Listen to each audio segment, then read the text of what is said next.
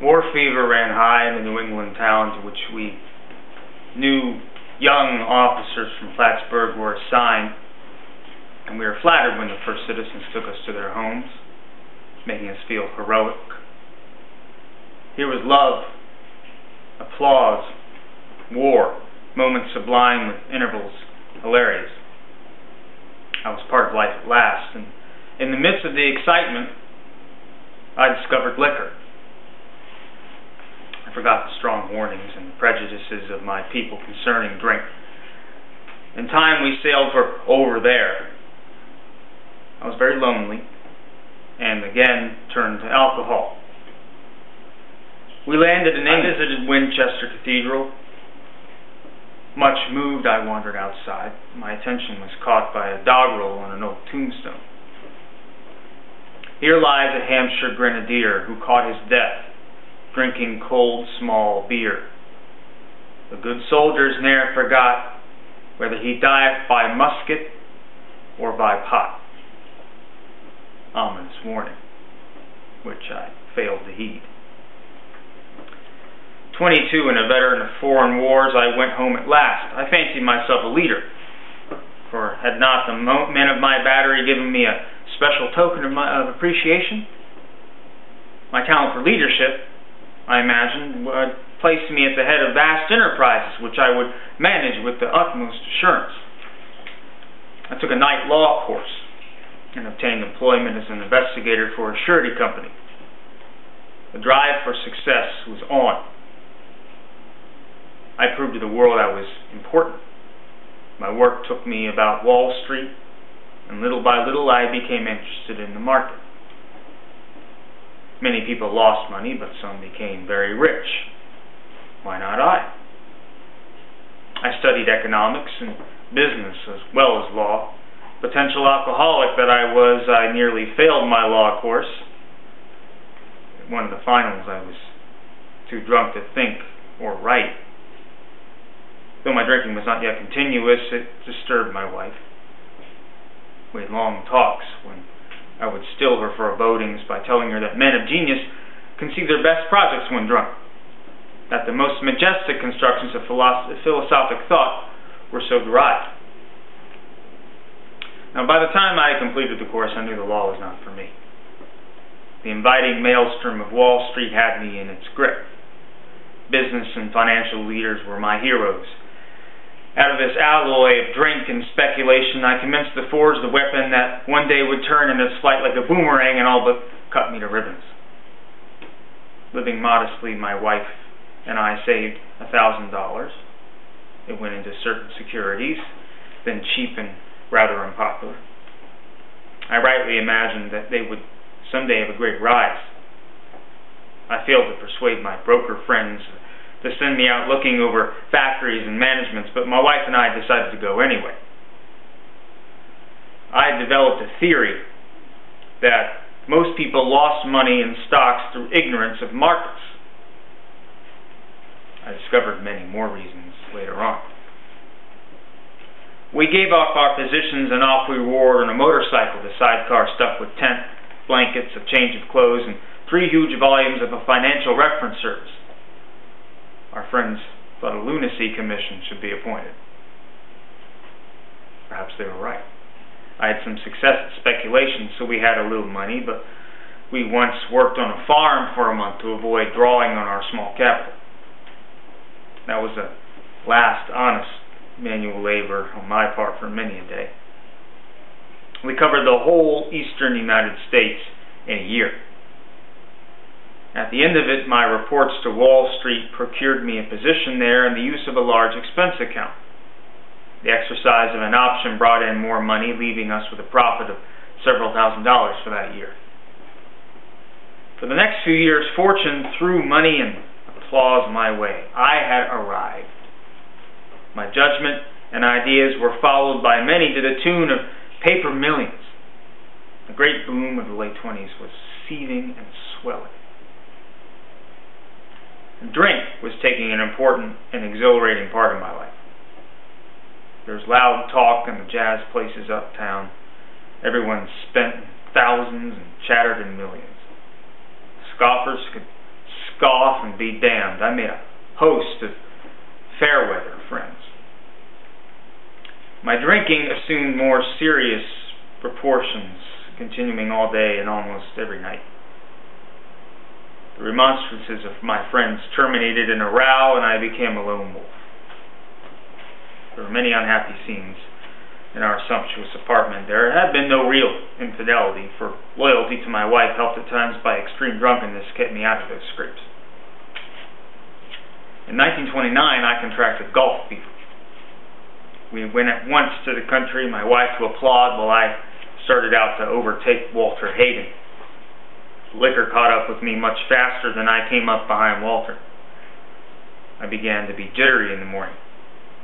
Golf permitted drinking every day and every night. It was fun to carom around the exclusive course which had inspired such awe in me as a lad. I acquired the impeccable coat of tan one sees upon the well-to-do.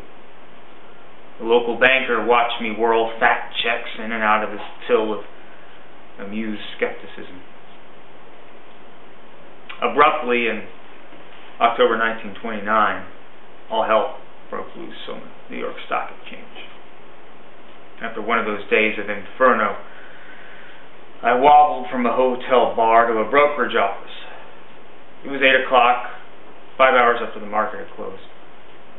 The ticker still clattered.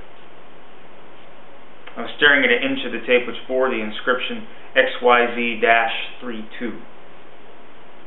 It had been 52 that morning. I was finished, and so were many friends. The papers reported men jumping to death from the towers of high finance. That disgusted me. I would not jump. I went back to the bar. My friends had dropped several million since 10 o'clock. So what? Tomorrow was another day. As I drank, the old fierce determination to win came back. Next morning, I telephoned a friend in Montreal. He had plenty of money left and thought I had better go to Canada. By the following spring, we were living in our accustomed style. I felt like Napoleon returning to Elba. No St. Helena for me. The drinking had caught up with me again, and my generous friend had to let me go. And this time we stayed broke. We went to live with my wife's parents. I found a job, then lost it as a result of a brawl with a taxi driver. Mercifully, no one could guess that I was to have no real employment for 5 years, or hardly draw a sober breath. My wife began to work in a department store, coming home exhausted to find me drunk. I became an unwelcome hanger-on at brokerage places. Liquor ceased to be a luxury, it became a necessity. Bathtub gin, 2 bottles a day, and often 3, got to be routine. Sometimes a small deal would net a few $100s, and I would pay my bills at the bars and delicatessens.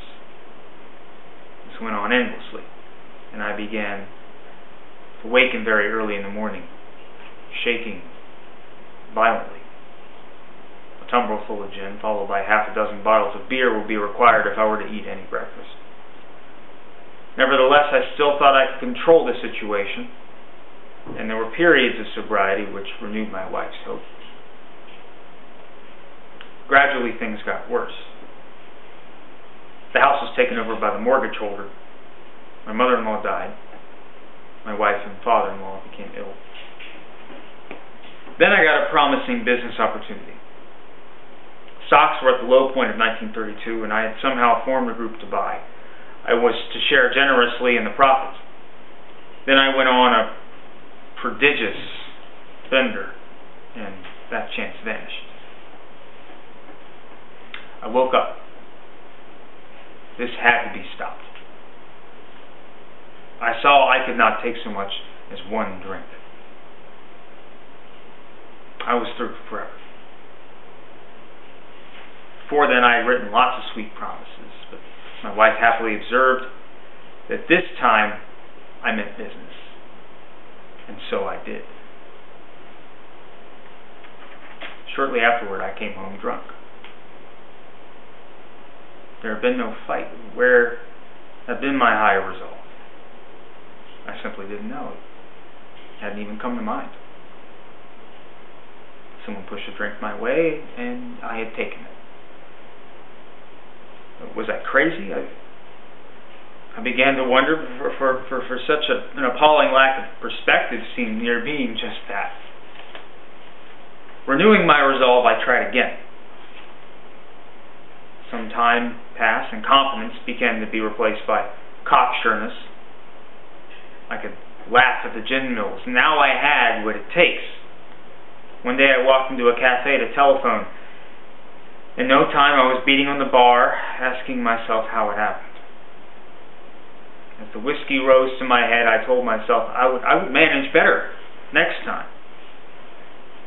But I might as well get good and drunk then. And I did. The remorse, horror, and hopelessness of the next morning are unforgettable. The courage to do battle was not there. My brain raced uncontrollably, and there was a terrible sense of impending calamity. I hardly dared cross the street lest I collapse and be downed by an early morning truck, for it was scarcely daylight. An all-night place supplied me with a dozen glasses of ale. My writhing nerves were stilled at last. The morning paper told me the market had gone to hell again. Well, so would I. The market would recover, but I wouldn't. That was a hard thought. Should I kill myself? No. No, not now. Then a mental fog settled in. Gin would fix that. So 2 bottles and oblivion. The mind and the body are marvelous mechanisms, for mine endured this agony 2 more years.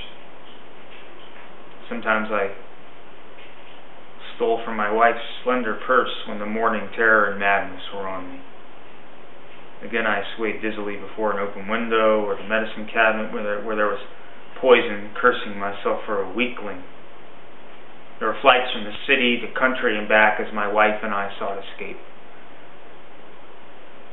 Then came the night, and the physical and mental torture were so hellish, I feared I would burst through my window, sash and all. Somehow I managed to drag my mattress to a lower floor, lest I suddenly leap. A doctor came with a heavy sedative. Next day found me drinking both gin and sedative. This combination soon landed me on the rocks. People feared for my sanity. So did I. I could eat little or nothing when I was drinking, and I was 40 pounds underweight. My brother-in-law is a physician, and through his kindness and that of my mother, I was placed in a nationally known hospital for the mental and physical rehabilitation of alcoholics. Under the so-called belladonna treatment, my brain cleared. Hydrotherapy and mild exercise helped much. Best of all, I met a kind doctor who explained that through certainly selfish and foolish, I had been seriously ill, bodily and mentally. It relieved me somewhat to learn that in alcoholics, the will is amazingly weakened when it comes to combating liquor, though it often remains strong in other respects.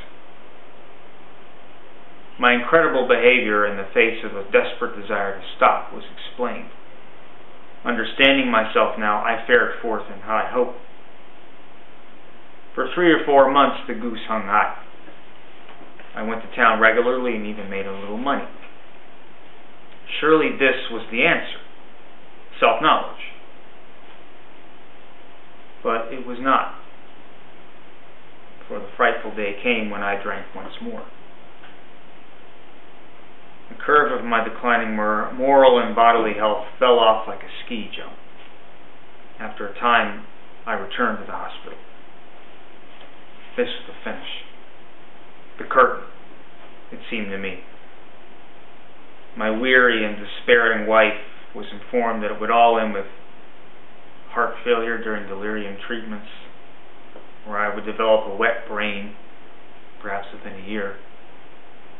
She would soon have to give me over to the undertaker or the asylum. They did not need to tell me. I knew, and almost welcomed the idea. It was a devastating blow to my pride. I, who had thought so well of myself and my abilities, of my capacity to surmount obstacles, was cornered at last. Now I was to plunge into the dark, joining that endless procession of sots who had gone on before.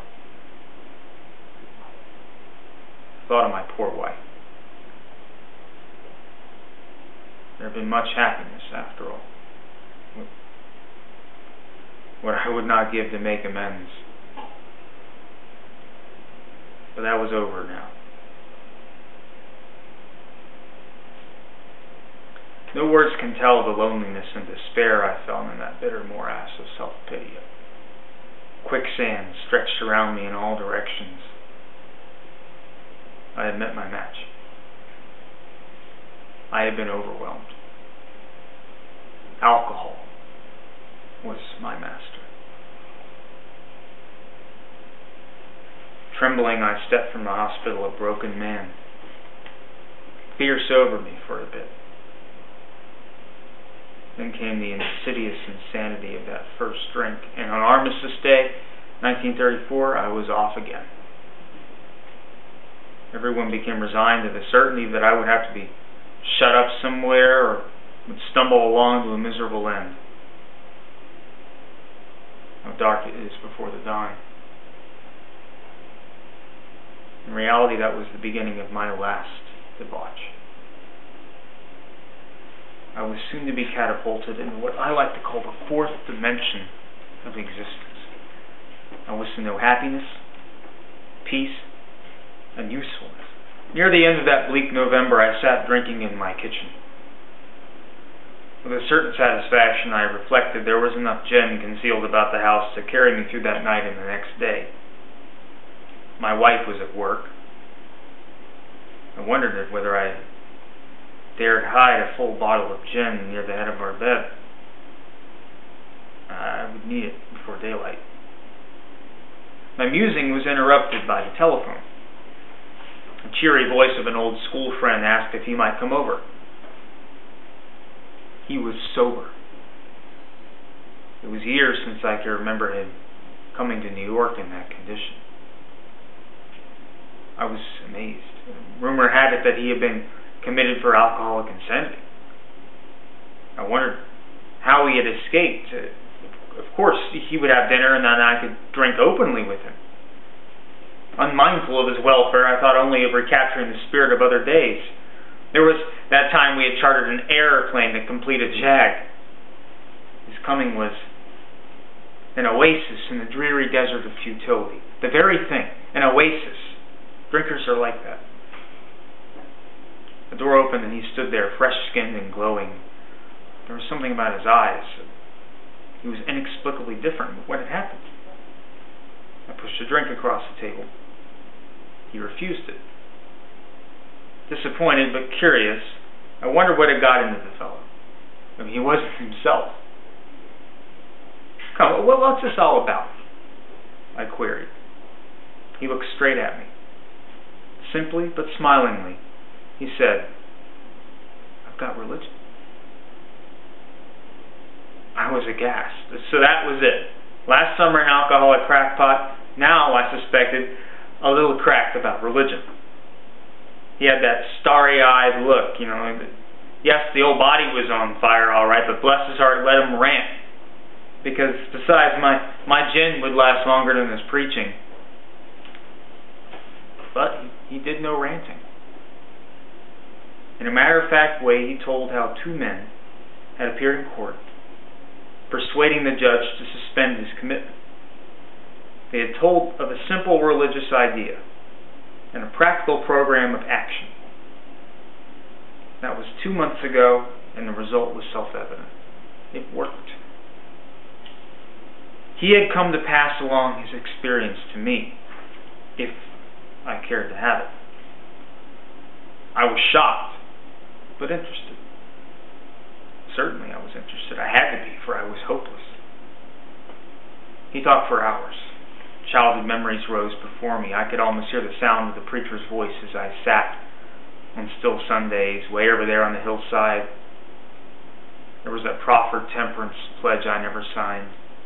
My grandfather's good-natured contempt of some church folk and their doings, his insistence that the spheres really had their music, but his denial of the preacher's right to tell him how he must listen. His fearlessness as he spoke of these things just before he died. These recollections welled up from the past. It made me swallow hard. That wartime day in old Winchester Cathedral came back again. I had always believed in a power greater than myself. I had often pondered these things.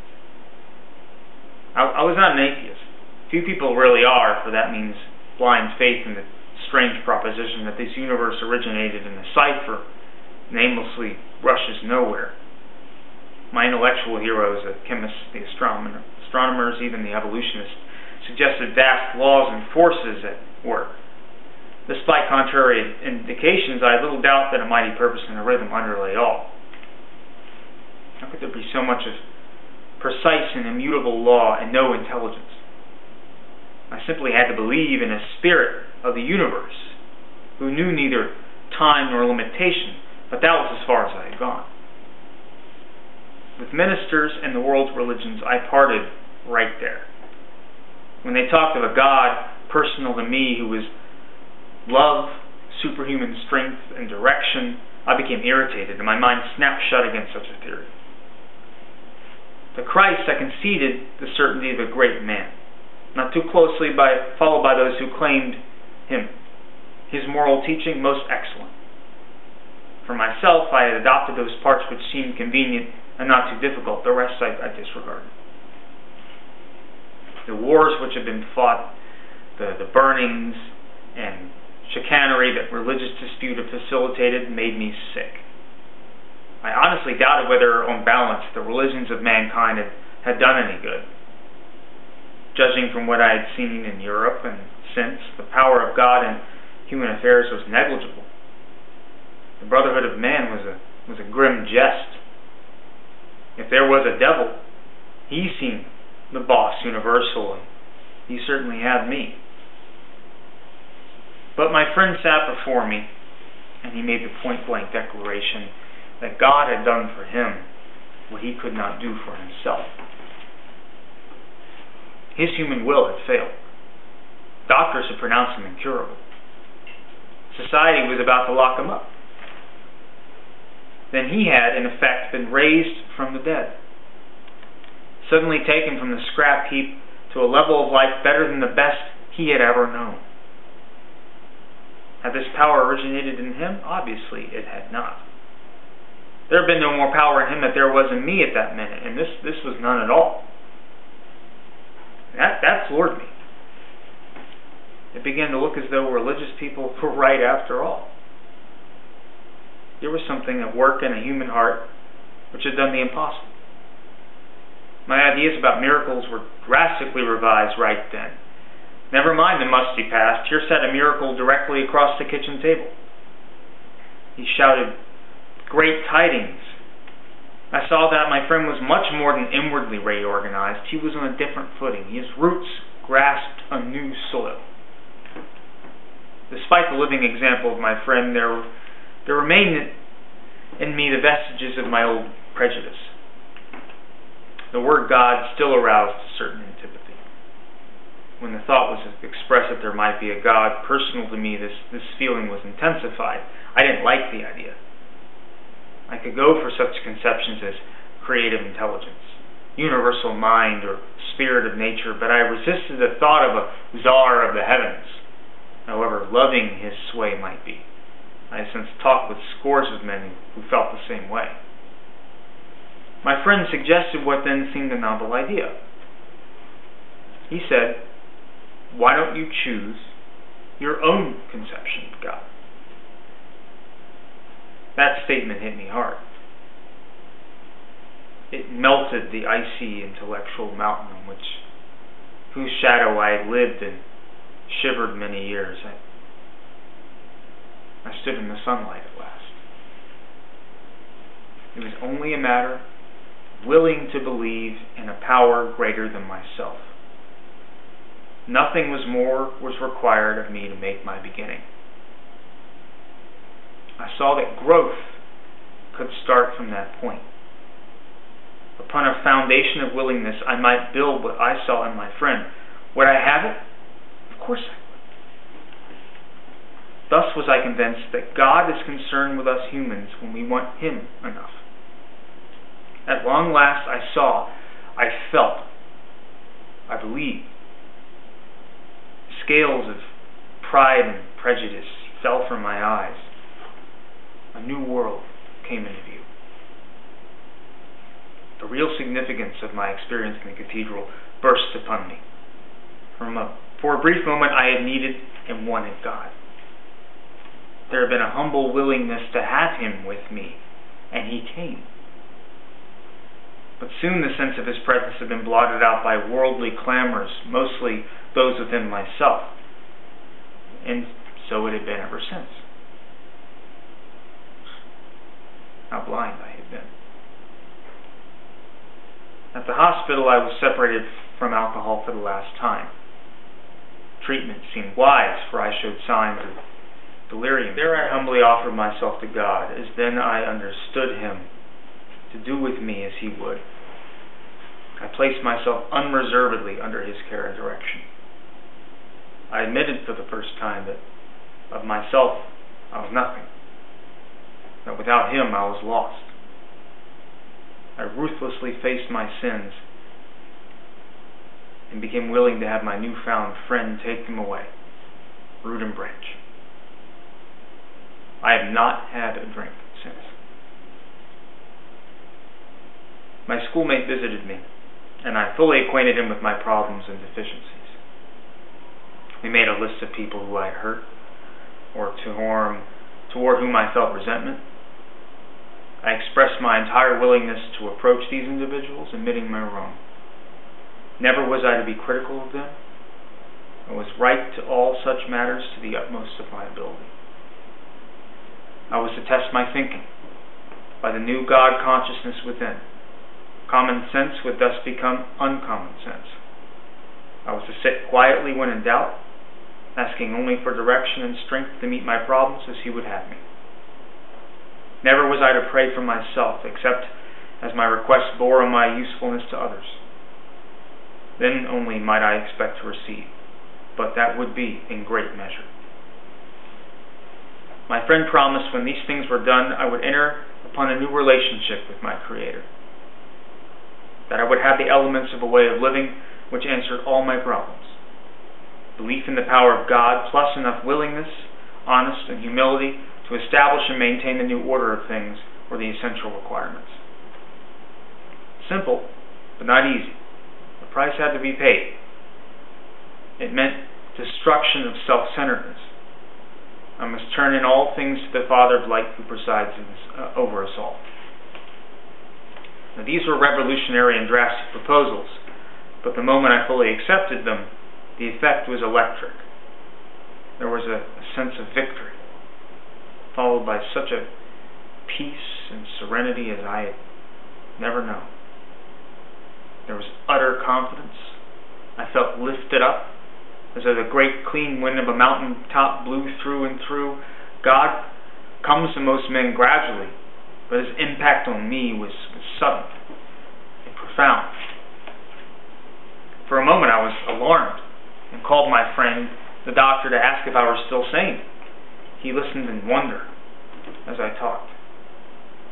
Finally he shook his head, saying, "Well, something has happened to you I don't understand. But you had better hang on to it.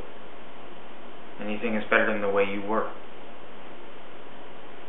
The good doctor now sees many men who have such experiences, and he knows that they are real. While I lay in the hospital, the thought came that there were thousands of hopeless alcoholics who might be glad to have what had been so freely given to me. Perhaps I could help some of them. Then they in turn might work with others. My friend had emphasized the absolute necessity of demonstrating these principles in all my affairs. Particularly, it was imperative to work with others as he had worked with me. Faith without works was dead, he said, and how appallingly true for the alcoholic. For if an alcoholic failed to perfect and enlarge his spiritual life through work and self-sacrifice for others, he could not survive the certain trials and low spots ahead. If he did not work, he would surely drink again, and if he drank, he would surely die. Then faith would be dead indeed. With us, it is just like that. My wife and I abandoned ourselves with enthusiasm to the idea of helping other alcoholics as to a solution of their problems. It was fortunate, for my old business associates remained skeptical for a year and a half, during which I found little work. I was not too well at the time, and was plagued by waves of self-pity and resentment. This sometimes nearly drove me back to drink. But I soon found that when all other measures failed, work with another alcoholic would save the day. Many times have I gone to my old hospital in despair. On talking to a man there, it would be amazingly lifted up and set on my feet. It is a design for living that works in rough going. We commenced to make many fast friends, and a fellowship has grown among us, which it is a wonderful thing to feel a part of. The joy of living we really have, even under pressure and the difficulty. I have seen hundreds of families set their feet in the path that really goes somewhere. I've seen the most impossible domestic situations righted, feuds and bitterness of all sorts wiped out. I've seen men come out of asylums and resume a vital place in the lives of their families and communities. Business and professional men have regained their standing.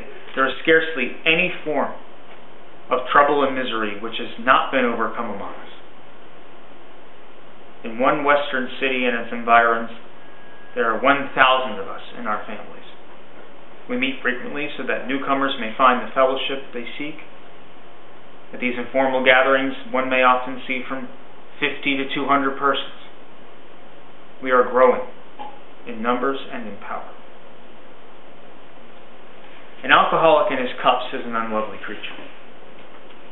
Our struggles with them are variously strenuous, comic, and tragic. One poor chap committed suicide in my home. He could not or would not see our way of life. There is, however, a vast amount of fun about it all. I suppose some would be shocked at our seeming worldliness and levity, but just underneath, there's deadly earnestness. Faith has to work 24 hours a day in and through us, or we perish. Most of us feel we need look no further for utopia. We have it with us right here and now. Each day, my friend's simple talk in our kitchen multiplies itself in a widening circle of peace on earth and goodwill to men.